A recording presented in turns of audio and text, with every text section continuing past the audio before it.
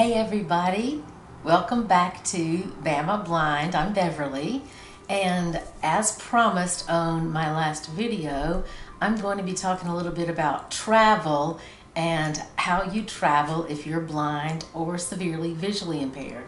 I've done a lot of travel, and I've learned some tips and techniques and things to avoid and things not to do, and things that are really enjoyable with sight or no sight. So I thought I would just share just a few tips with you on what it's like and what things you could consider if you are going to be traveling and you do have a visual impairment or you're blind.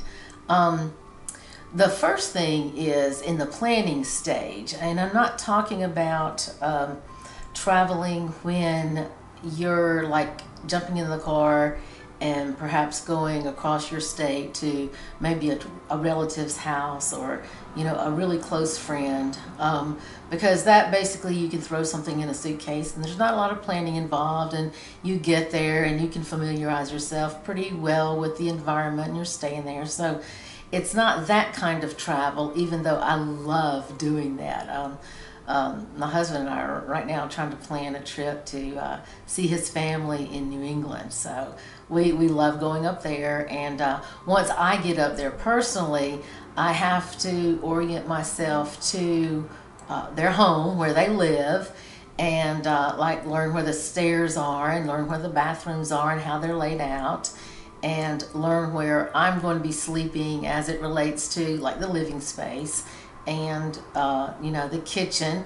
If there are things in the person's home that you can possibly work yourself. For example, I am a really intense coffee drinker. So the first thing I always ask when I go into somebody's home and I'm spending the night, because it's always going to be family, is, do you have a coffee maker? Is it set up in the morning? Because if I get up early in the morning, especially with Gretchen, if I get up early in the morning, can I work it? And if it's not too difficult, then I get somebody to orient me to how to work that, so that I'm not disturbing anybody the next morning.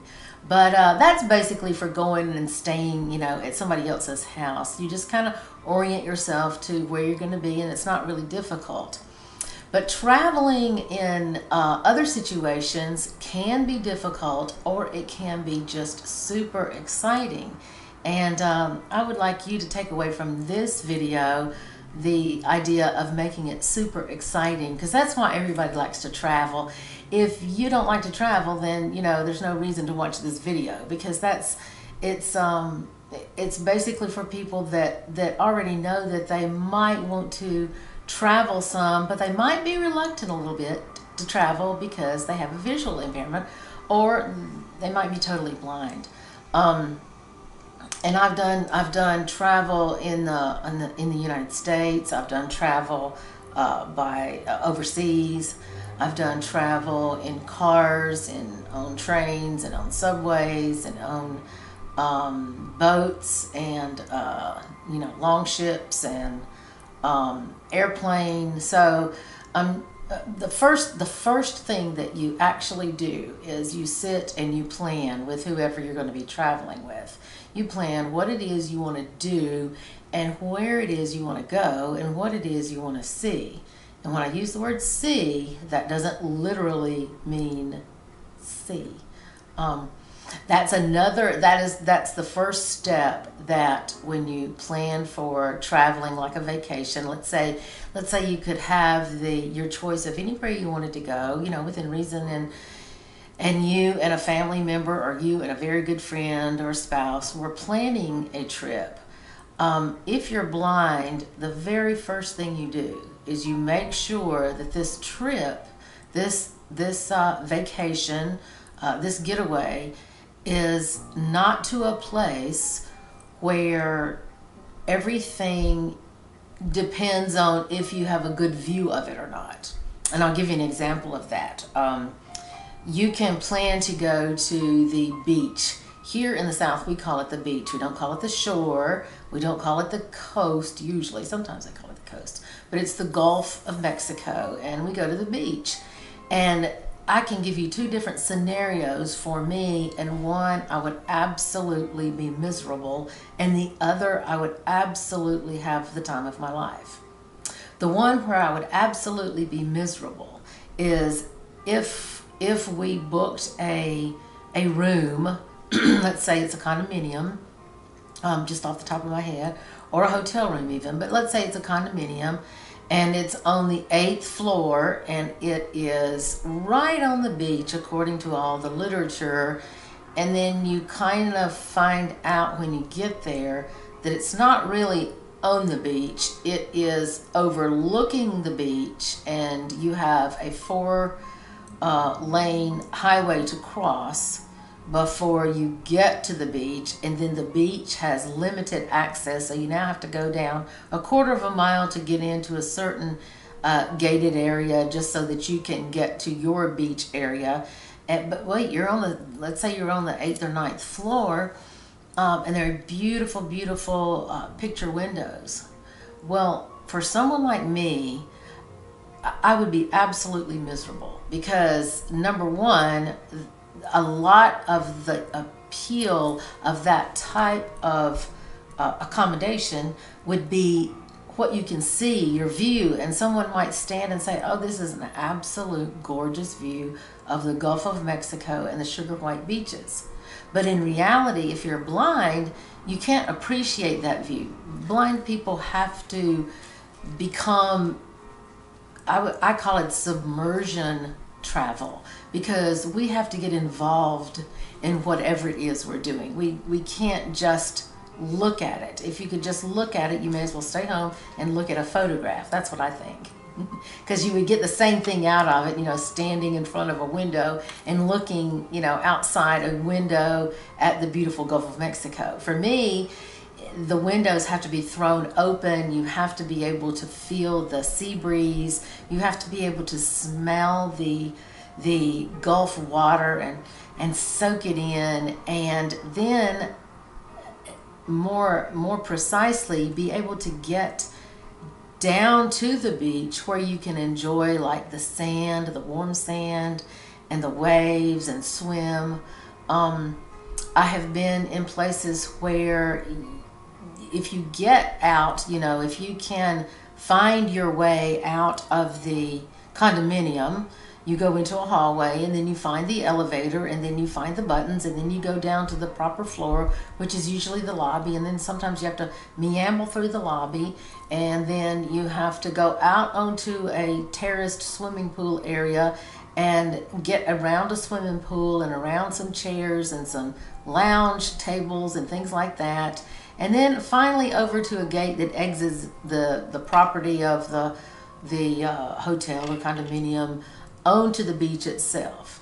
Now, you know, you may as well have me walking across, you know, coals of fire, because that is so difficult.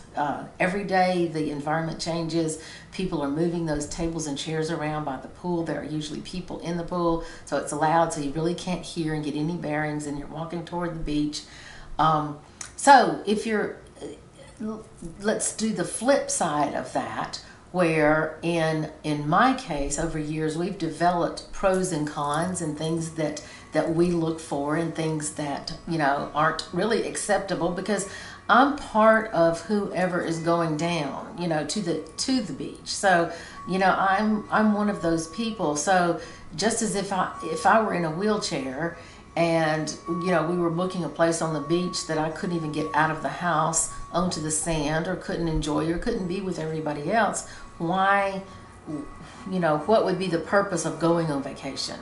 So as a blind person, I'll look for, especially a place at the beach, because that's my example here, of getting a place that is accessible to the beach, whether there's a boardwalk directly from your porch or veranda that goes over dunes and right onto the beach. The other key thing is, once you get on the beach, you have to position yourself so that you know how to get back to the place that you're staying. It's really, really difficult when you're out in a group environment, or even couples, when you have to interrupt the person that you're with or someone that's there and say, oh, can you go back with me to the hotel room or to the condominium or wherever you're staying, townhouse. I've got to go to the bathroom, or I've got to go get something to drink if I'm out of water. So it's super if you can find a place that you've scouted out before you actually book it, and you determine that with your personal mobility skills and your abilities and your tools that you're able to travel as independently as possible and not have to rely on other people to take you back and forth, you know, to the attraction that you're going there to start with. Other than that, the beach is really, you know, it's really a good, it's a good location. You're able to submerge yourself into the environment. And for blind people, that's kind of, I think, the goal that we should be going for. If you're going, for example, I've gone on some European tours, and it wasn't exactly the setting that we were concerned about in booking the tours. It was the modes of transportation and were they accessible to me. So then you start thinking about, if you're blind and you fly, okay, what kinds of luggage do you take? And when you arrive, then what are your modes of transportation to get to where you want to be? And if you're blind, you're either probably going to use sighted guide or a cane or a dog or a couple of those three things. And so that kind of limits you to, okay, now you've got one hand taken up with your tool, whether that's, you know, holding onto someone's elbow or using a cane or holding a harness to your dog. That means your other hand is your only free hand. And it's kind of difficult once you get to a place to say, okay, now I'm going to jump on a train because I've got, like, I'm pulling luggage, and then I've got the carry-on that was allowed for me, and then I've got my dog, and so before you know it, you have no extensions left, you have no arms left, and there is absolutely no way to keep up with your group. And I've got some story times on a couple of incidents I've learned the hard way.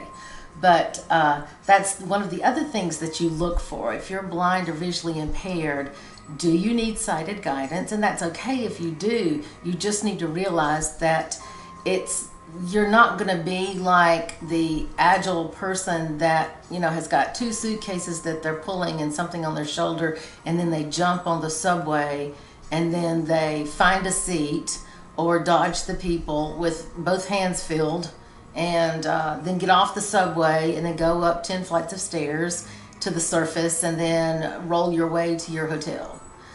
It's just not going to be fun. That brings more stress than it does excitement for me, and I get pretty excited about travel. So that's one of the other things that you have to consider, is where are you going. And in planning a trip, you also need, this is the last point that I'm going to make for this video, you need to make sure that where you're going is not, if you could see it in a photograph, if one could see it in a photograph and get some enjoyment out of that photograph, it might not be a place that we as blind people might enjoy, say, as much as someone else. So for example, if it were one of the things that I have learned in talking with people is when they go on Alaskan cruises. That's an example I'm going to pull out. I would love to go on an Alaskan cruise.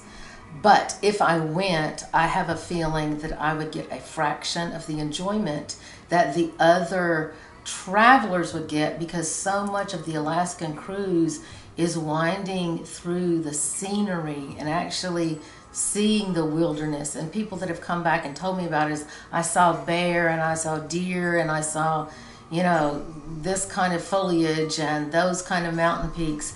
And it's things that you would be able to see in a photograph. Now, true enough, you'd be able to get the crisp, clean air, you know, that I could just only imagine that would be perhaps in Alaska. Very crisp, very clean, and the quietness of the nature, and whatever amenities are on whatever kind of cruise boat that you take or ship. But that per se, to me personally, would not be a thing that I would spend a tremendous amount of money on to go on a cruise or any other, even if it were a train ride through the Alps. It would be really hard to appreciate on a train without a guide or a narrator, to just go driving through the Alps, because it's like 100% visual. So I could be on a train going, you know, from here to New Orleans, you know, and going through Alabama, Mississippi, and the top of Louisiana. So you know, the point is, it needs to be something that you are able to experience. So those are my tips.